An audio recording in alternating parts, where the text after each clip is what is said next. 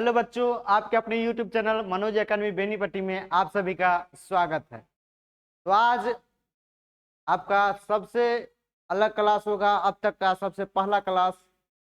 वो आप लोग को जैसा कि कह चुके थे, पिछले लाइव में बहुत सारे लाइव में हम चर्चा किए थे कि हम बुक का जो है लाइन बाय लाइन एक्सप्लेनेशन लेकर आएंगे। और फाइनली आज ये वीडियो जो बन रहा है, ये लाइव जो है कहीं ना कहीं इसी के बारे में है। आज हम बात करेंगे आपके बुक पैनोरमा पार्ट 2 का पहला chapter the face for living के बारे में। इस चैप्टर से एक सब्जेक्टिव क्वेश्चन और एक ऑब्जेक्टिव क्वेश्चन रहता ही है। चलिए जानते हैं एक एक चीज़ों को अच्छे से। हम हर एक चीज़ को लाइन बाय लाइन हिंदी भी किए हैं और समझाएंगे भी आपको। तो इससे ये होगा कि आपका एक भी क्वेश्चन एग्जाम में छूटने का कोई चांस नहीं है, यानी नहीं छूट सकता है। तो चलिए स्टार्ट करते हैं। हमारे चैप्टर का नाम है द पेस फॉर लिविंग। हमारे चैप्टर का नाम क्या है? The pace for living. देखिए, द किसी भी खास चीज को जानने के लिए लगाया जाता है। वैसे आप कहेंगे सर द का हिंदी क्या होता है? द का हिंदी बुआ रे, अगर जरूरी है ज्यादा माने आपको लगता है जो हमको चाहिए ही चाहिए, तो द का इंग्लिश यह या वह, यानी द का जो है अर्थ होना चाहिए, किसी खास चीजों को बताने के लिए किया जाता है। तो कहीं ना कहीं द का यही अर्थ होता है। चलिए, तो द पेस फॉर लिविंग यानी जीवन की रफ्तार, जीवन की रफ्तार, इसके बारे में। चलिए एक एक चीजों को लाइन से देखें। पहले जो है इंट्रोडक्शन है। R C Hutchinson, a British novelist, exhibits an exceptional flair of touching the sensitive issues of the contemporary society with all its contradictions and paradoxes. In The Quest for Living, R.C. Hutchinson captures the agony of modern man. He brings out how the first movement of man thinks and objects hurts the normal rhythm and exerts undue pressure on man, woman and children. ये जो है कहीं ना कहीं इसका पूरा हिंदी आप देखिए क्या है। आरसी हचिंसन एक ब्रिटिश नॉवलिस्ट है और इसमें जो है R C Hutchinson the pace for living में चित्रित करते हैं, बताते हैं the exceptional flair of touching the sensitive issues. इसका मतलब क्या होता है? समकालीन समाज के संवेदनशील मुद्दों को छूने के लिए एक असाधारण प्रतिभा का प्रदर्शन करते हैं, एक नाटक के जरिए मन दिखाने का प्रयास करते हैं। आप क्या कहते हैं? With all contradiction and paradoxes, RC Hutchinson captures the एग्नी of modern man. और इस प्ले में जो है, इस एस्से में जो है आरसी हचिंसन जो कैप्चर करते हैं एक आधुनिक आदमी की पीड़ा को। जैसा कि आप लोग देखा R C the pace for living में आरसी हचिंसन आधुनिक मनुष्य की पीड़ा को दर्शाता है। वह बताता है कि कैसे he brings out how the first movement of man thinks and objects how the normal rhythm exerts undue pressure on women and children। यानी कि कैसे एक माने तेज गति जो है प्रभावित करती है एक नॉर्मल रिदम को, सामान्य लय को, अनुचित प्रेशर डालती है एक पुरुषों पर, महिलाओं पर, बच्चों पर किस तरह से माने प्रभाव डालती है। वही है,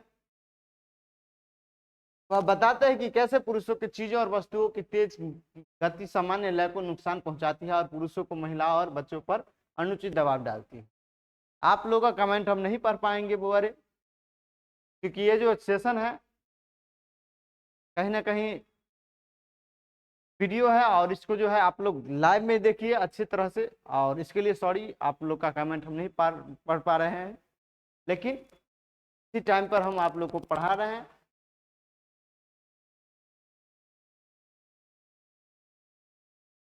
अब आगे देखिए, स्टोरी में आप देखिए क्या है।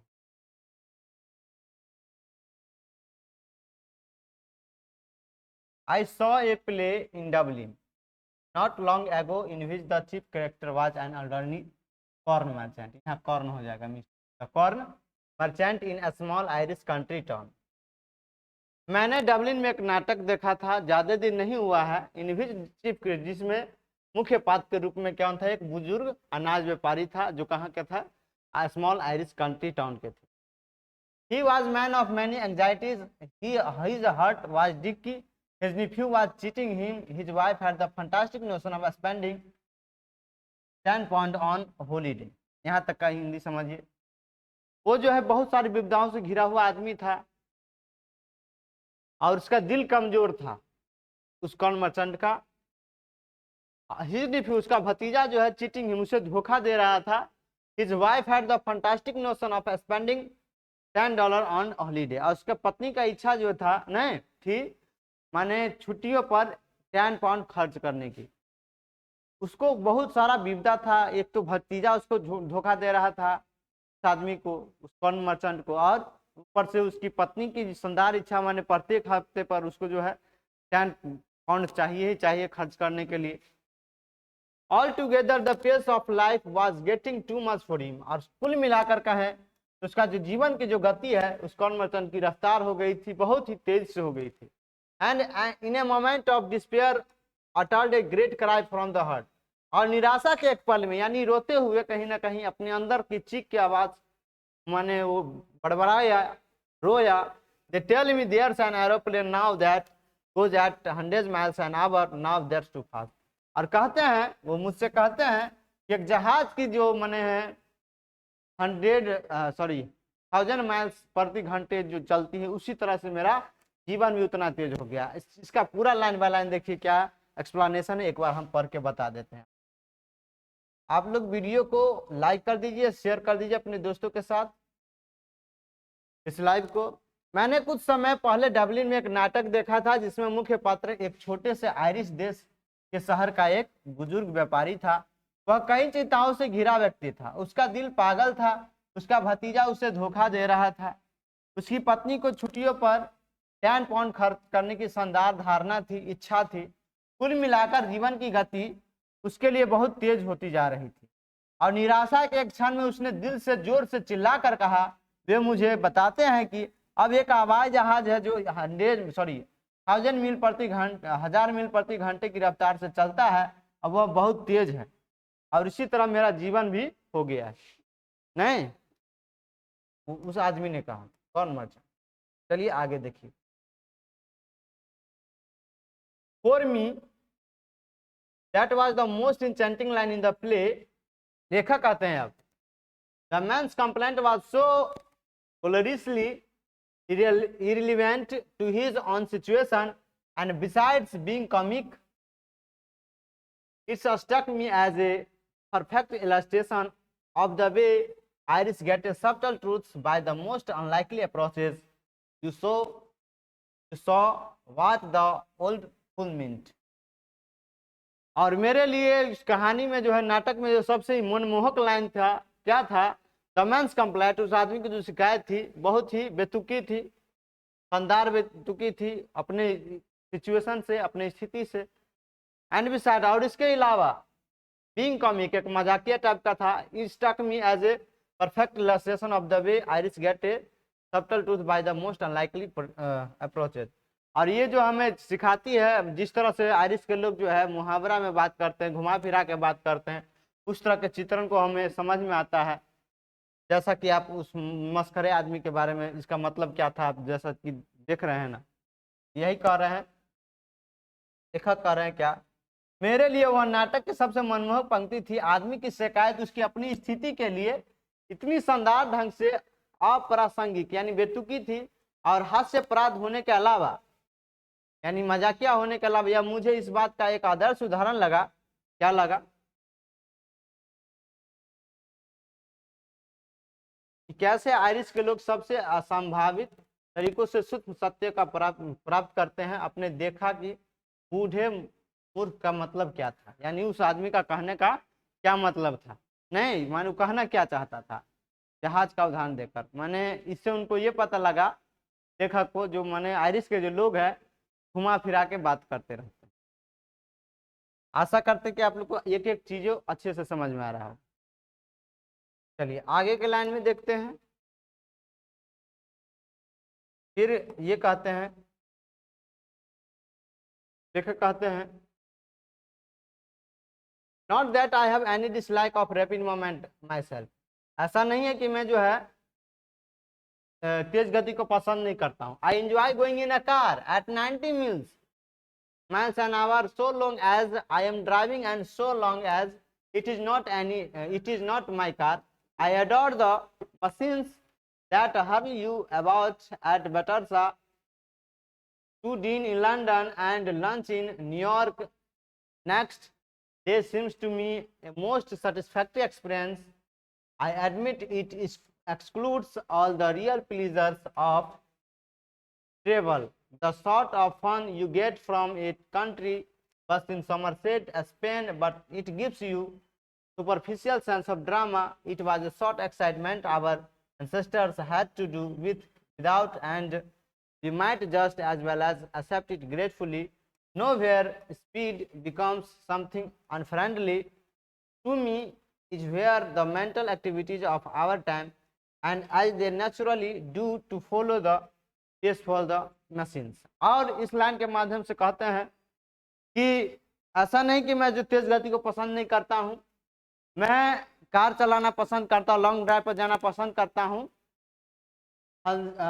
90 माइल प्रति घंटे, कब तक? जब तक वो मेरी कार ना हो, जब तक वो मेरी कार ना हो। आई अडोर द मशीन, मैं मशीन को भी पसंद करता हूँ। जैसे बेटरसा में एक जगह का नाम जो वहाँ माने उछल कूद वाला रास्ता होता है, हर्ल माने उछल कूद होता है, और कहते हैं कि लंदन में जो है डिनर और लंच जो है न्यूयॉर्क में, और उनको जो है एक अच्छा लगता है, सेटिस्फैक्ट्री एक्सपीरियंस है उनका, संतुष्टि देता है।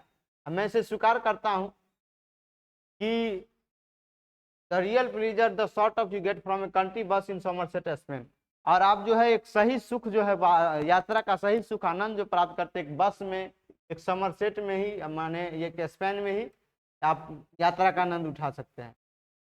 ये कहीं ना कहीं आपको अच्छा एक्सपीरियंस देता है। चलिए कुल मिलाकर हम चीज़ों को समझते हैं आखिर क्या कहना चाहते हैं, एक एक लाइन को हिंदी में।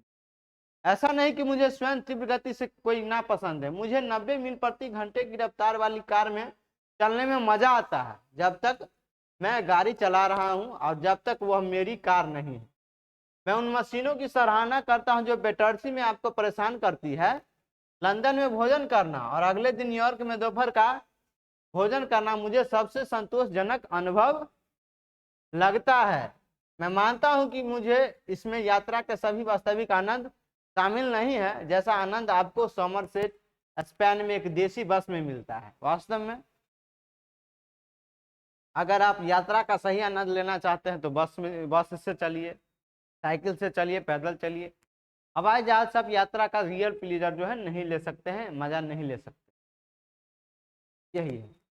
आगे है, लेकिन यह आपको देता है नाटकीय सतह की भावना। यह एक प्रकार का उत्साह था जिसे हमारे पूर्वजों को बिना सहना पड़ा था, और हम इसे कृतज्ञता पूर्वक स्वीकार कर सकते हैं। नहीं, जहां गति मेरे लिए प्रतिकूल हो जाती है वहां हमारे समय की मानसिक गतिविधियां जैसे कि वे स्वाभाविक रूप से होती है, मशीनों की गति का अनुसरण करने लगती है, और हम लोग को अपनाना भी चाहिए। कहीं ना कहीं कहते हैं कृतज्ञता पूर्वक स्वीकार कर सकते हैं हम लोग। लेखक कहते हैं जहाँ गति मेरे लिए प्रतिकूल हो जाती है, इस स्थिति में कहीं ना कहीं हम लोग को वास्तव में अगर यात्रा का रियल प्लीजर चाहते हैं, बस से, देसी बस से यात्रा की। अब आगे देखिए क्या है आगे के लाइन में। I speak the prejudice because I belong to the tribe of slow thinkers, those who are cursed with less spirit, de-escalate people who light on the most devastating repartee about 4 hours after the party is over। और यहाँ इस line के माध्यम से कहना चाहते हैं, मैं पूर्वाग्रह से ग्रस्त होकर बोलता हूँ, यानी कि मुझे पहले से ये आदत है, क्योंकि मैं जो है स्लो थिंकर से जमात से आता हूँ, स्लो थिंकर के जात से आता हूँ, जो धीरे धीरे सोचने वाले होते हैं। और जैसे कि डी-एस्केलेट का मतलब हुआ देर आए दुरुस्त आए, और कहते हैं people who light on the most devastating party about 4 hours after party over. और हम उन लोगों में से हैं जो पार्टी के 4 घंटे बाद जो है कुछ ना कुछ एनर्जी आता है। लोग पार्टी करके चला जाता है तब जाके हमारे अंदर ही एनर्जी आता है, नहीं, यानी 4 घंटे बाद हम सोच कर अब तब हम एंजॉय करना स्टार्ट करते हैं, हम उन लोगों में से आते हैं।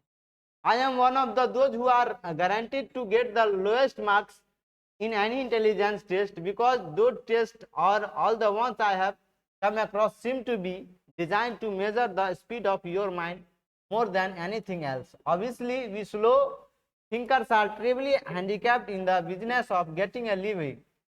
But what I am thinking about just now is not to so much practical use of one's mind as its use for enjoyment. और आगे ये कहते हैं कि जितने भी टेस्ट प्रोवाइड किए जाते हैं, मुझे ऐसा लगता है जो कहीं ना कहीं हमारे माइंड के स्पीड को देखने के लिए, जांचने के लिए किया जाता है, हमारी माइंड को पढ़ने के लिए जितने भी टेस्ट होते हैं, नहीं, हमारे माइंड की गति को जानना चाहता है। चलिए इसका एक बार पूरा हम लोग लाइन बाय लाइन जान लेते हैं हिंदी क्या होता है। मैं पूर्वाग्रह से ग्रस्त होकर कहता हूँ, यानी पहले से मैंने ये जानता हूँ, क्योंकि मैं धीमे विचारों की जमात से हूँ। जो लोग एस्पिरिट डे एक्सलिट से स्थापित है, यानी देर आए दुरुस्त से स्थापित है, वे लोग जो पार्टी खत्म होने के लगभग 4 घंटे बाद सबसे विनाशकारी प्रतिक्रिया पर प्रकाश डालते हुए हैं, नहीं, मैं उन लोगों में से हूँ, एक हूँ जो जिन्हें किसी बुद्धि परीक्षण में सबसे कम अंक मिलने की गारंटी है, और कहते हैं कि माने मैं उन स्लो थिंकर में से जो मैं कोई भी एग्जाम अगर दूं, कोई भी टेस्ट दूं, तो मुझे सबसे कम नंबर आए, मैं दावे के साथ कह सकता हूं। क्योंकि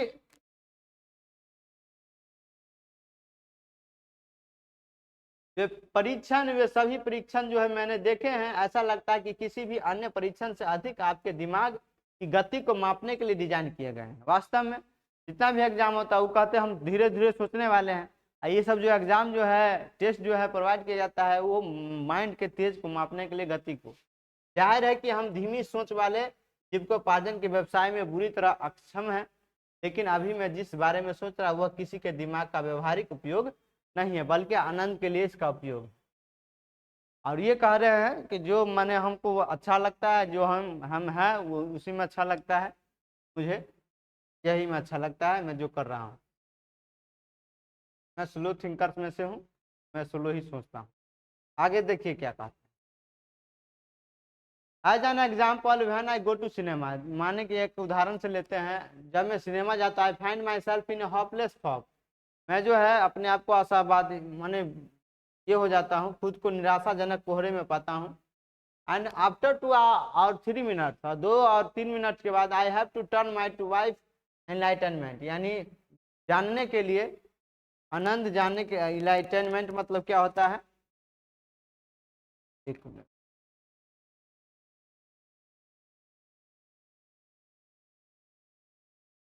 आत्मज्ञान के लिए, यानी जानने के लिए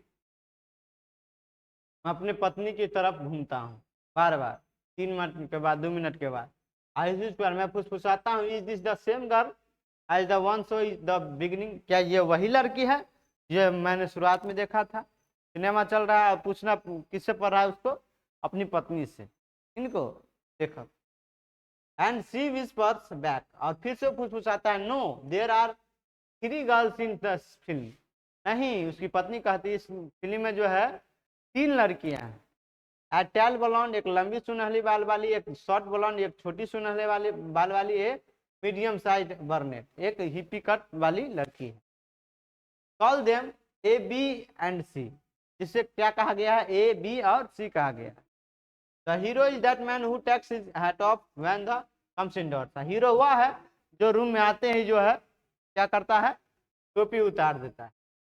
ही is going to fall in love with girls PCA, और वो जो है प्यार में पड़ जाता है किसके, PCA, तीनों गर्ल्स के, इन दैट ऑर्डर, इस ऑर्डर में, पहले B से, इसके बाद C से, इसके बाद A से।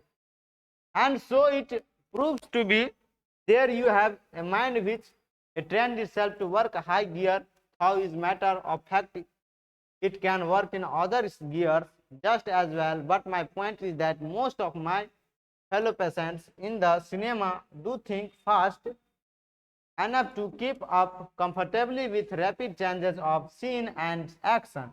They think much faster than people did 30 years ago, possibly because those who do not think fast in the high street nowadays may not get another chance in this world to think at all. और कहते हैं, इसको पूरा हम लोग हिंदी जानने का प्रयास करते हैं, और हम आपको बता दूं, देखिए लाइन बाय लाइन हिंदी जानने से ये होगा कहीं ना कहीं आपको कहानी की जो है एक ऐसे की एक सही एक्सप्लेन मिलेगा और आप चीज़ों को अच्छी तरह से समझ पाएंगे। क्या है, उदाहरण के तौर पर मैं सिनेमा देखने जाता तो खुद को निराशाजनक कोहरे में पाता हूँ और 2 या 3 मिनट के बाद मुझे आत्मज्ञान के लिए अपनी पत्नी के पास जाना पड़ता है और मैं फुसफुसाता हूँ, क्या यह वही लड़की है जिसे हमने शुरुआत में देखा था? और वह फुसफुसाती है, नहीं, इस फिल्म में 3 लड़कियां हैं, एक लंबी गोरी, एक छोटी गोरी, सुनहले बाल वाली भी कह सकते हो, और एक मध्यम आकार की श्यामला। उन्हें ए बी सी और कहें, नहीं ए बी सी कहें। नायक वह आदमी है जो अपनी टोपी उतारता है जब वह घर के अंदर आता है। उसे इसी क्रम में लड़कियों BCA से प्यार हो जाता है और ऐसा ही साबित होता है वहां आपके पास एक दिमाग जिसने खुद को उच्च गियर में काम करने के लिए प्रशिक्षित किया है। आप देखो, वही उनकी पत्नी जो है सिनेमा को बहुत तेजी से समझ लेती थी और उनको जो समझने में कठिनाई होता था। तो वही कह रहे हैं उच्च गियर में उस तरह से लोग ढालना पड़ेगा लोगों को, तब जाके चीजों को अच्छी तरह से समझ पाए। और क्या कह रहे हैं, इसने खुद को उच्च गियर में काम करने को प्रशिक्षित किया। हालांकि वास्तव में अन्य गियर में भी काम कर सकता है, लेकिन मेरा कहना यह है कि सिनेमा में मेरे अधिकांश साथी इतने तेजी से सोचती है कि वे दृश्य एक्शन में तेजी से बदलाव के साथ सहजता से तालमेल बिठा लेते हैं। हम जैसे, फिर मेरा दोस्त वैसा नहीं है, वे जो है आसानी से जो अपना तालमेल बैठा लेता है सिनेमा के साथ, जो उनको दिखाई देता है उसको अच्छे से समझ जाता है, लेकिन मुझे समझने में देरी लग जाता है। तो 30 साल पहले लोगों की तुलना में बहुत तेजी से सोचते हैं, माने जो पहले 30 साल के लोग जो थे वो की तुलना में अभी ज्यादा तेजी से सोचते हैं। संभवतः इसलिए क्योंकि जो लोग आजकल हाई स्ट्रीट में तेजी से नहीं सोचते हैं उन्हें इस दुनिया में सोचने का दूसरा मौका नहीं मिल सकता है। और वास्तव में आप कहीं चौराहे पर चले गए, गाड़ी चल रही है, वहां अगर सोचने लगे किधर जाएं, जल्दी से अगर फैसला नहीं कर पाते हैं, पता चलेगा कोई गाड़ी क्या है कुचल के चल दिया, नहीं सर, कोई गाड़ी कुचल के चल दिया। तो उससे माने उस हिसाब से आपको सोचना पड़ेगा, उस तेजी से सोचना पड़ेगा। इतना भी कम माने धीरे मत सोचिए कि बस कल्याण हो जाए, उस हिसाब से आपको तालमेल बैठाना पड़ता है लेखक का। चलिए आगे चलिए, इतना ही है, ये फुल्ली एक्सप्लेनेशन आपका चैप्टर का था। आशा करते हैं आप लोग को ये लाइव अच्छा लगा होगा, छोटा ही लाइव था। और आप लोग को कैसा लगा कमेंट में जरूर, ये क्योंकि ये पहला क्लास था और कहीं ना कहीं हम और सुधार करेंगे। कहते हैं सुधार नाम की कोई गुंजाइश नहीं होती है। हम अगले वीडियो में होगा तो कुछ और अलग परिवर्तन करेंगे, क्योंकि हम भी आप लोगों, हमारी टीम जितने भी है कहीं ना कहीं आप लोग को बेच देने का प्रयास करता है। लेकिन आप कहिए इस वीडियो का जो है कैसा लगा आप लोग का अनुभव, इस तरह से लाइन बाय लाइन चीज़ों को बताना, समझाना। और आशा करते हैं कि हम जब ऑब्जेक्टिव का दूसरा वीडियो लाएंगे तो आप लोग अच्छे से इसका जवाब दीजिएगा, दे सकते हैं, कोई ऐसा भारी बात नहीं है। और ये PDF आप लोग को ऐप के माध्यम से प्रोवाइड की जाएगी। जब हम लोग की जो ऐप पर काम चल रहा है, जब ऐप बन जाएगा तो आप लोग को PDF प्रोवाइड की जाएगी। आप लोग बताइए कि सर ये हमको चाहिए, अच्छा लगा, इस तरह का हम देखना चाहते हैं एक्सप्लेनेशन। तो आज के लिए इतना ही, मिलते हैं लाइव अगले लाइव में जोश और उमंग के साथ। जय हिंद, जय भारत।